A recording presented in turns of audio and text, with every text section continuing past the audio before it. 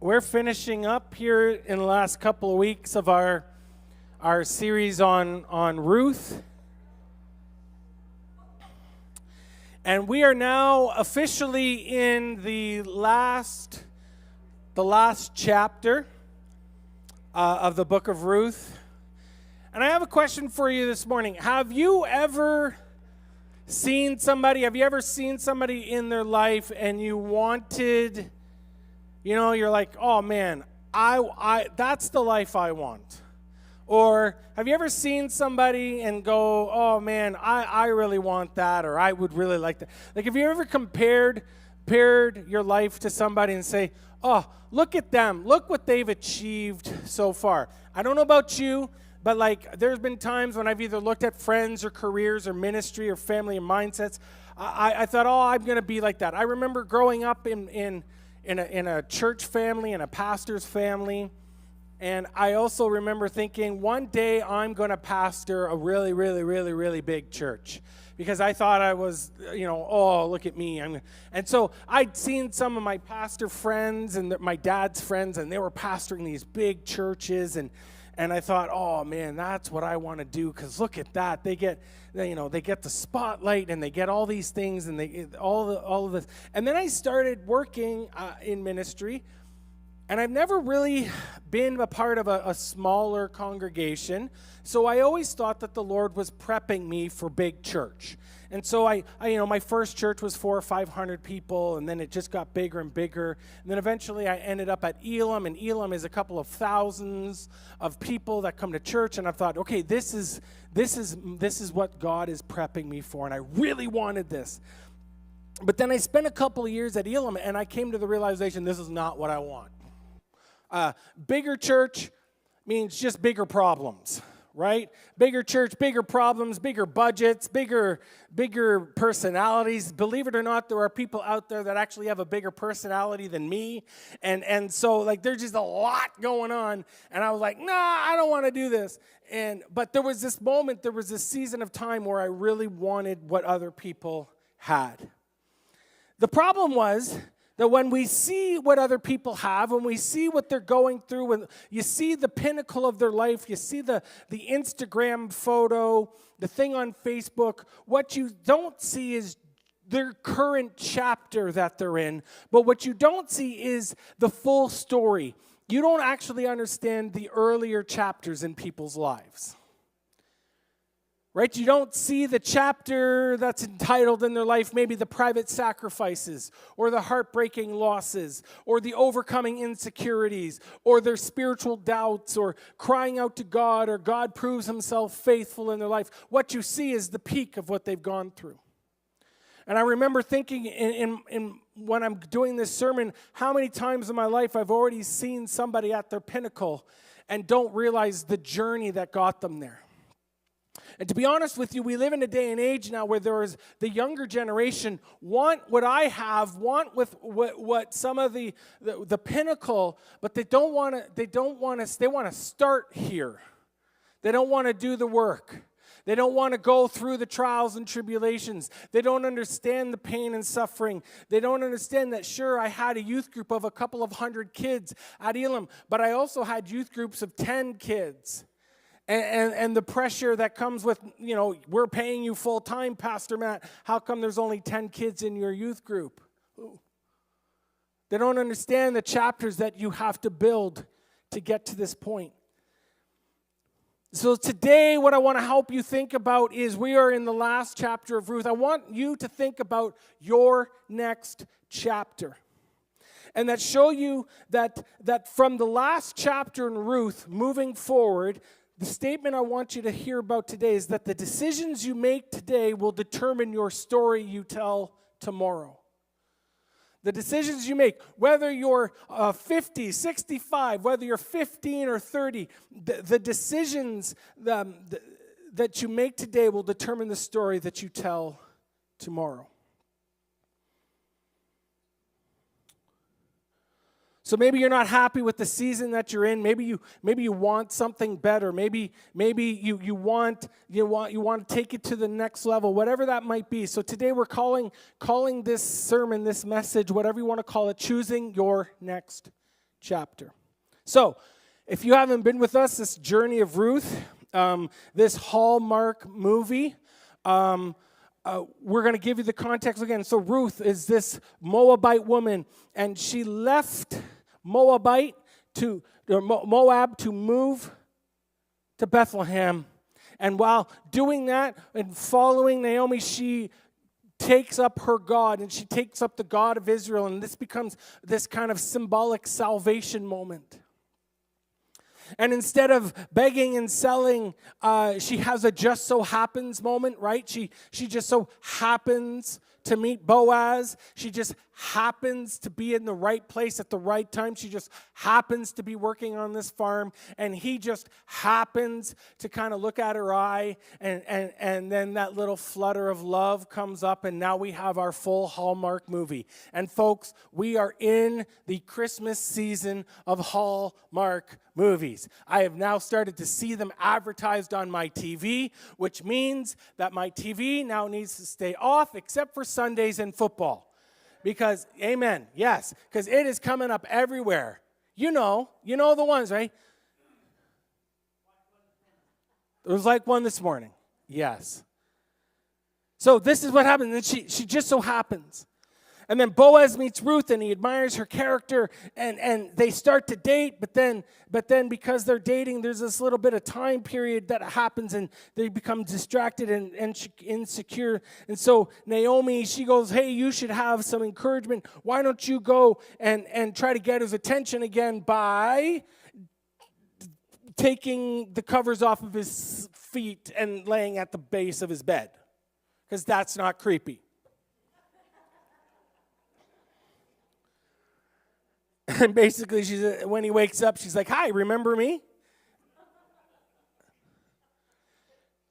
And we find out again that according to law, there's another family member, okay? From last week, we find out that there's another family member who's actually closer to the family than he is, and he wants to take Ruth under his wing, and he wants to marry Ruth, but he needs to do right by the previous family member. And so what he does is he knows that this person is the kingship, the king redeemer in this person's life.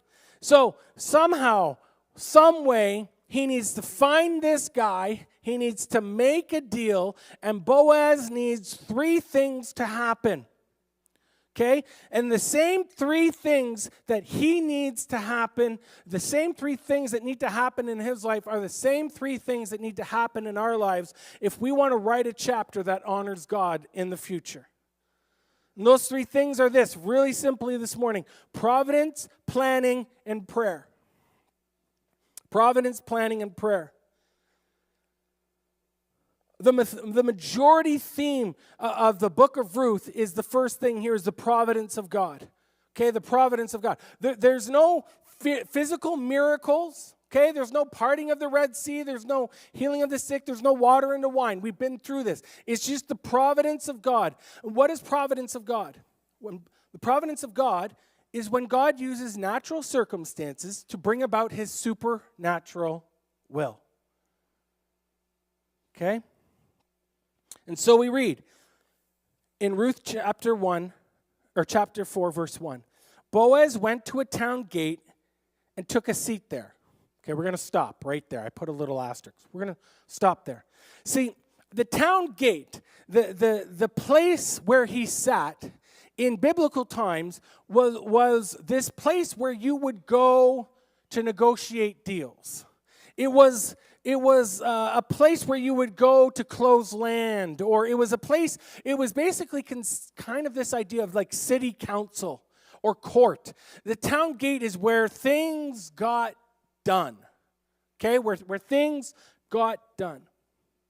And so he's going to meet there, and then it says, just then.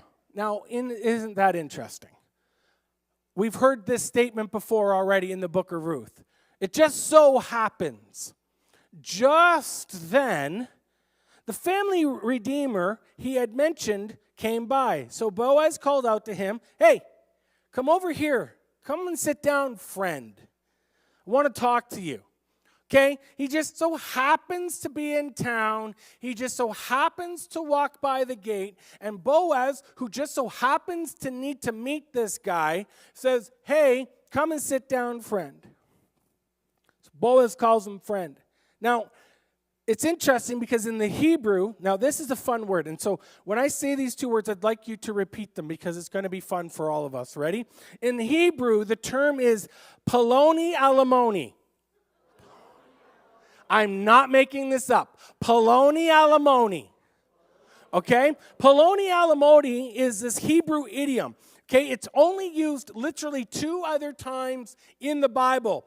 Poloni Alimony means muted. Okay? Muted. A muted friend. It's actually, you could kind of look at it as this. Mr. No Name. Mr. No Name. He's Poloni Alimony.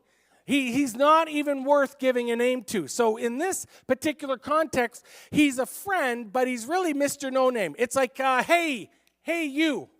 Hey, buckaroo. You know that was coming, didn't you? I know you did. Hey, guy, we're friends. And so the author of the book of Ruth, his name is Samuel. He doesn't include his name, and I'm going to tell you why a little bit later. So when did Mr. No Name show up? Just then. Just then he showed up. Is this coincidence? Did Boaz just get lucky? No, I believe that this is God using natural circumstances to bring about his supernatural will. No, Mr. No Name just so happens to show at the exact time when he needs it. The providence of God. The Hebrew word for providence of God is this word here, hashgasha prati. Okay? Now, in Bible college, I don't know if you know this, in Bible college, you had the choice of being able to take Hebrew or Greek. And at the time, I had a girlfriend in Bible college, and she was taking Hebrew, and I saw her freaking out because Hebrew apparently starts real easy, but then by the time you get to your 3rd semester in Hebrew, is ridiculously hard. And she is freaking out because she's in her 3rd semester of Hebrew, and it is impossible. And I was like, well, I'm going to take Greek because Greek starts out really hard. But once you figure it out, it actually gets progressively easier. So I took Greek. By the way, those people are liars. Greek is just hard. Okay? And so what I've learned in Hebrew is this. When you are reading Hebrew, we read from left to right. In Hebrew, you need to read from right to left. Okay? The best way to read Hebrew is from right to left. It's the only way. It's almost like reading it backwards, according to what we're used to. And so the best way to look at God's providence, the best way to look at some things in our life sometimes is by looking at it forward, facing where I am right now, but looking backwards. What do I mean by that? I already told this story, so I'm going to do it real quick, okay? I was finishing up a church in Belleville, Ontario, right? And it just so happens that I decided I didn't want to be in ministry anymore. So it just so happens that I decide to go and become a provincial police officer and train and start to go through the training to be an OPP officer in Ontario. And it just so happens that I was working in my backyard, right? And I was digging out the foundation of my house and trying to re-tar and put all the new foundation work in. Just so happens I fell into the hole that I dug. Remember this story? And then it just so happens my friend had to pull me out with a crane. Okay, whatever. And it just so happens that literally like 2 days after I'm lying in bed with my foot up and just swole, I get a call from a church in Saskatoon saying, how would you feel about moving to Saskatoon? And my wife said, and I quote, oh, hell no. And we then ended up moving to Saskatoon, and we ended up at Elam, and we were there for a long period of time, and then we were feeling done in ministry because I just couldn't deal with 12-year-old girl problems anymore, and so I was like, I'm done. So what do we do? And the Lord said, you should plant a church, and my wife said, hell no, and we ended up planting a church, and then while we were at this church, it just so happens that this church needed somebody to come and preach on a Sunday morning every once in a while. And I was like, well, I could do that because the way our church operates, we have another pastor on staff. So I started coming in and preaching. And then we had a few of you folks say, oh, have you ever thought about maybe being our pastor? You would be great. And I remember thinking, I don't think that's what God has for me. But I also remember just so happens that I didn't want to become the official interim pastor here. I was asked to become the official interim pastor, but I didn't feel like that was the right thing because I don't know if you know this, I'm getting really into the bylaws here, but the bylaws state that if you become the interim pastor of a church, that you are not allowed and eligible to become the pastor of that church. But I never felt I should become the interim pastor, so I was like, I'll just keep preaching. And then people kept coming to, you should put your name in, whatever. And so then I remember going to my wife and saying, hey, Tegan, what do you think? Should we go to put our names in at Crossroads? And she said, hell no. And so anytime she has said, hell no, we've done it. So we put our name in, and it just so happens that we got voted in. And it just so happens that I'm preaching on the book of Ruth in December here at Crossroads. Just so happens. Yes, thank you. That was a perfect time to clap. You get an award, okay? Just so happens. But when you look at the just so happens in this book and in these moments, you look back, reading from right to left, reading from where you are back, and you can see the providence of God that led me here, and you can see the providence of God that led Ruth to where she is and Boaz to this moment.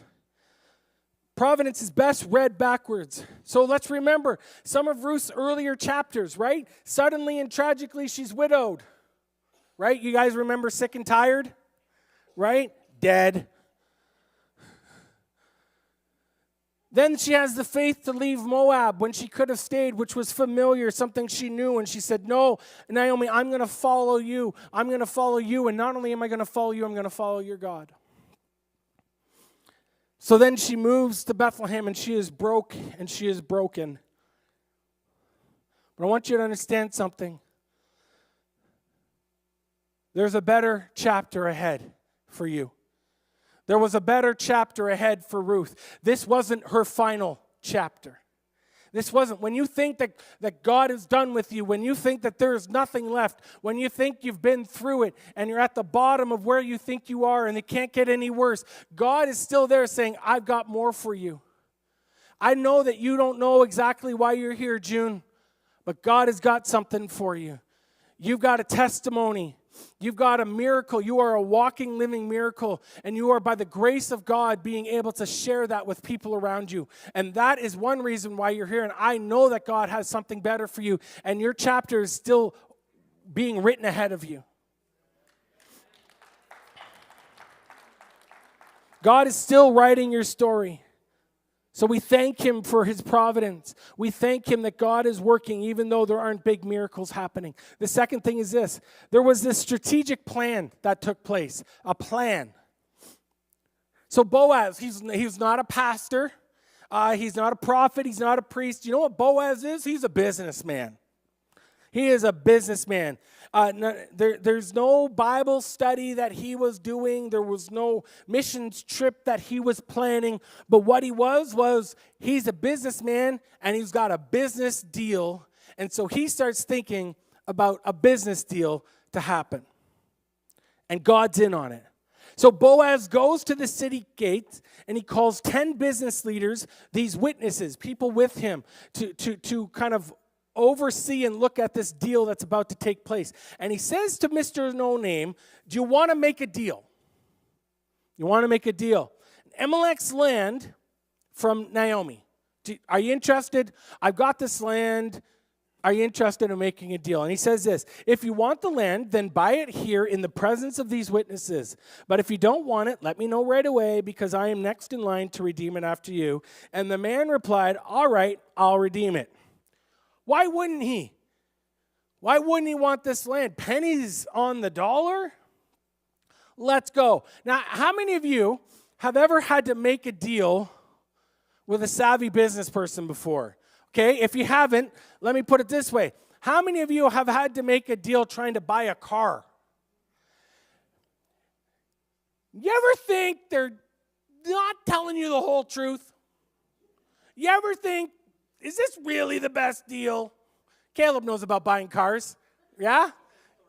Yes, Randy's story of his life. Caleb's been through more cars. No, I don't want to. No, I won't get into it. I could have, you're lucky, brother.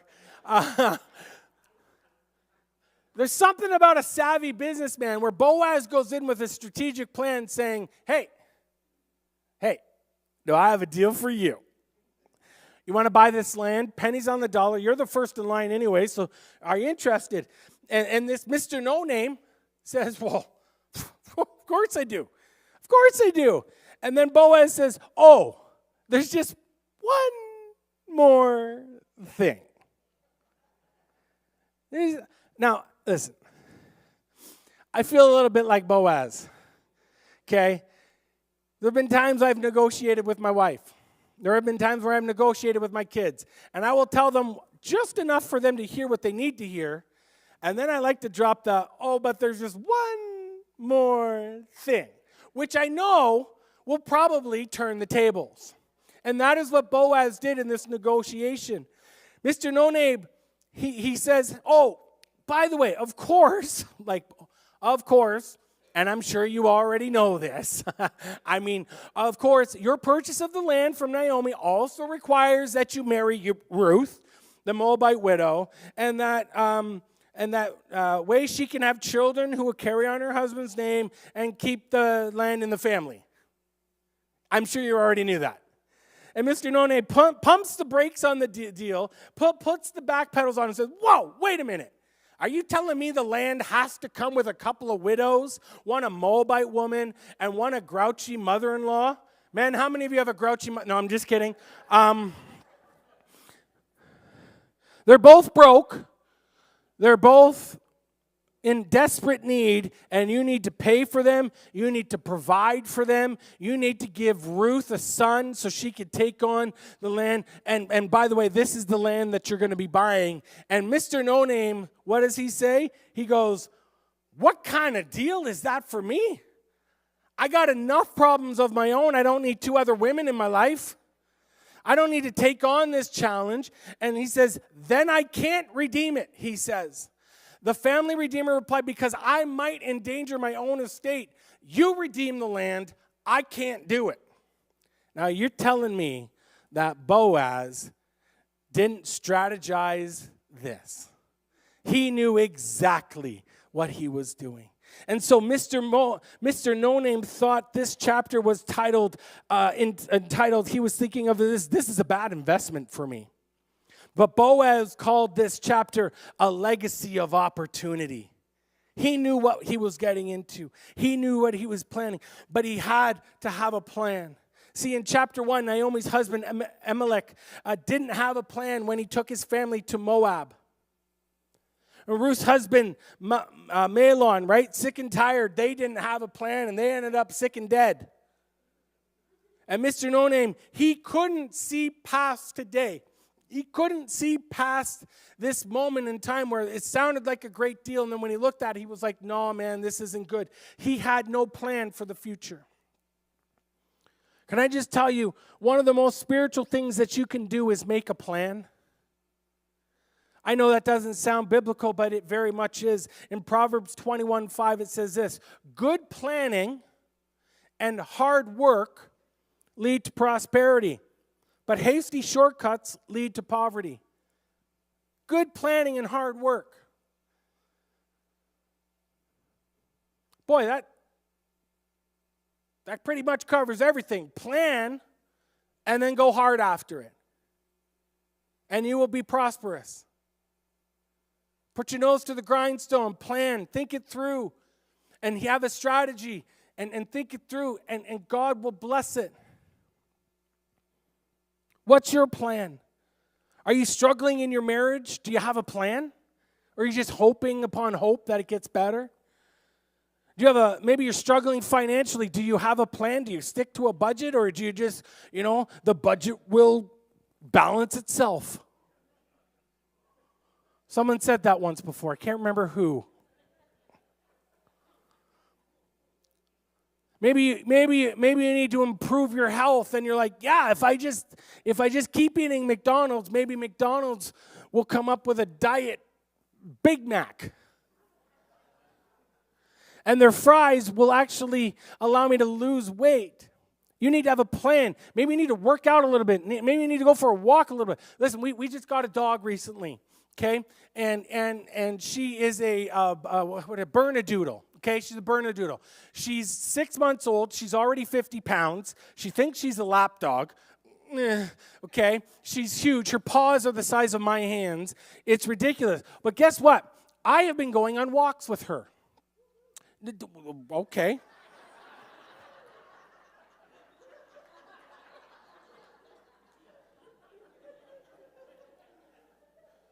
I'd like to see you in my office after the service.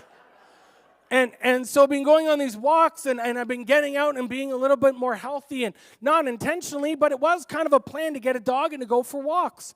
And so I actually feel a little bit better, and walking through the snow and trudging and all this stuff. And there's a little bit of a plan in that, and I've been trying to eat a little bit better and trying to get healthy because I have to have a plan, because if I just don't, I will sit all day, in which I still sit a lot, but I'll do nothing. And so I have to get a plan and go, Matt, get off your butt. Get off your butt. I have to have a plan. And the decisions that you make today will determine the story you tell tomorrow. So Boaz worked his plan. He buys the land and becomes the king's redeemer for this lady. And the Bible says this, and with that, with the land I have acquired Ruth, the Moabite widow of Mahlon, to be my wife.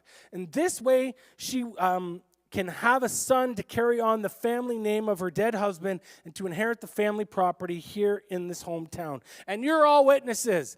Basically, he's like, you guys are all witnesses that I just suckered this guy into this deal. Boaz is joining his chapter with Ruth's chapter to create God's chapter for God's moment. Boaz, he depended on the providence of God. He planned his next chapter. He was strategic about it, and then he prayed. And here in the Bible, we see that prayer is all over the book of Ruth. Short prayers, short little prayers. How long do you pray for? You know what? There are some of you in this congregation that you're like 30, 45-minute prayer warriors, and that's wonderful. Some of you, you're just short people. Short prayer people is what I meant to say, not short people. Short prayer people. But we see a number of times, and you'll see them, well, maybe you won't see them. They're really tiny. But multiple times. Naomi, may the Lord give you a husband. Prayer. Ruth, may the Lord deal with me if I ever leave you. Prayer. Boaz, may the Lord be with you. Workers, may the Lord bless you. May the Lord repay you and bless you. May I continue in the fine favor. May the Lord bless. Lots of little tiny prayers to the Lord. And then it says this, after the deal is done, the elders and all the people standing at the gate replied, we are witnesses. May the Lord make this woman who is coming into your home like Rachel and Leah, from whom all of the nations of Israel descended. May you prosper in Ephrath and be famous in Bethlehem. They prayed this over them. They pray this over them. May the Lord make this woman, Ruth, this Moabite, turn to the true God, like the woman from the nation of Israel descended, like this. May you prosper. May you be famous in Bethlehem. And it just so happens that we know another one that comes from Bethlehem that just happens to be pretty famous. Providence, planning, and prayer. Providence of God. And it's best understood backwards. And when we look at it, Jesus gave his life on a cross. And God, when we look back, God raised him from the dead.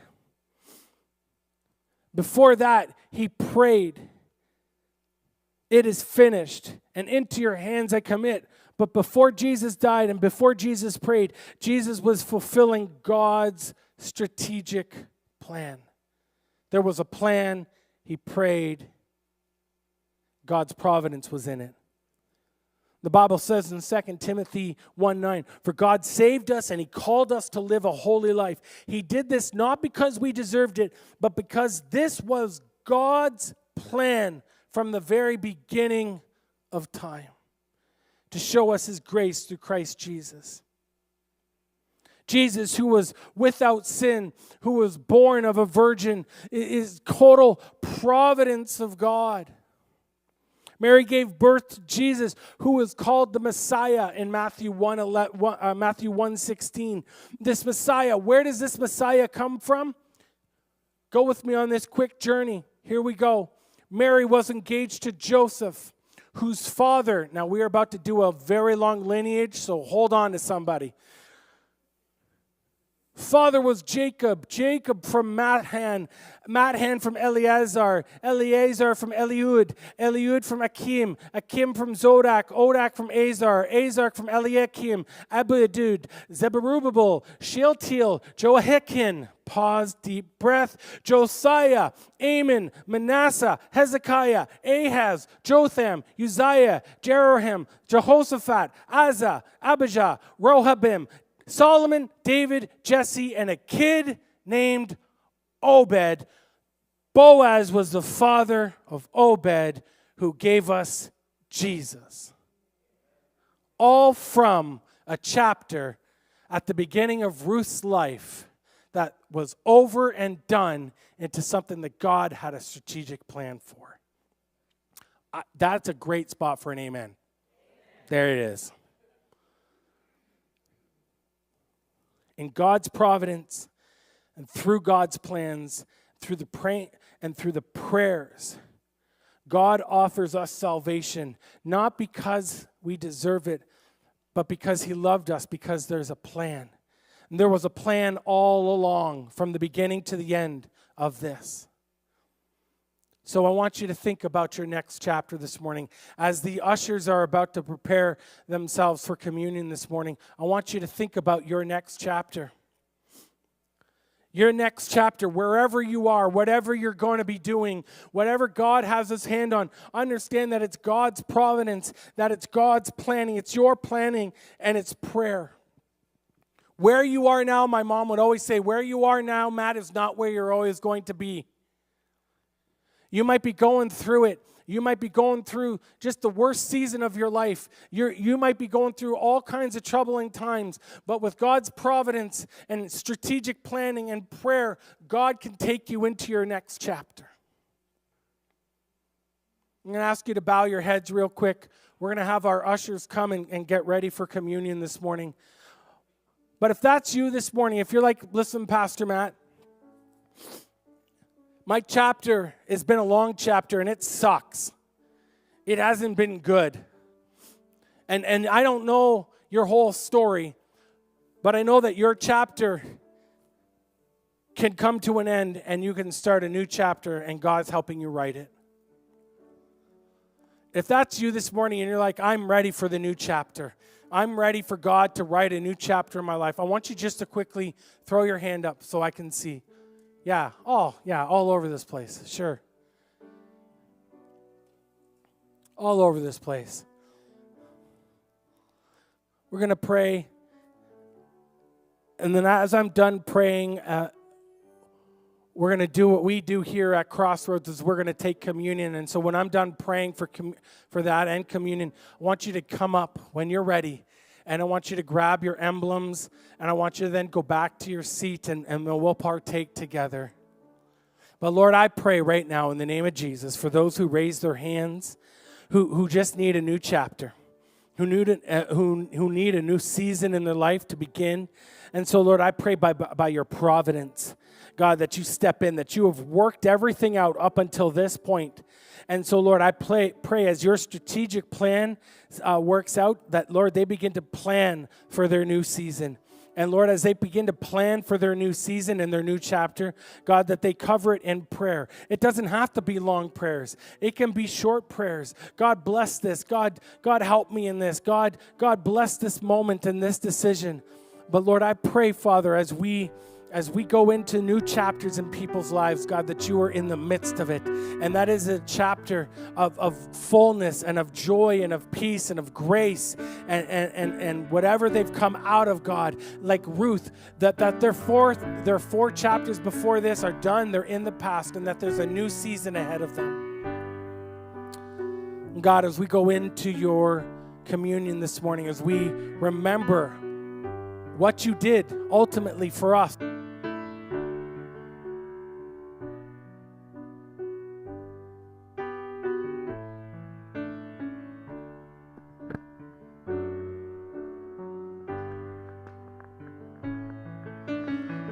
what you did on the cross for us, God. I pray, Father, that we always remember it. We always be reminded, God, that you did this for a strategic plan, that you loved and you cared for us. So, Lord, as we take these emblems now, I pray that you bless this communion, that you bless this time together. And so as we come right now to take this, God, I pray that you be in this moment in your precious holy name.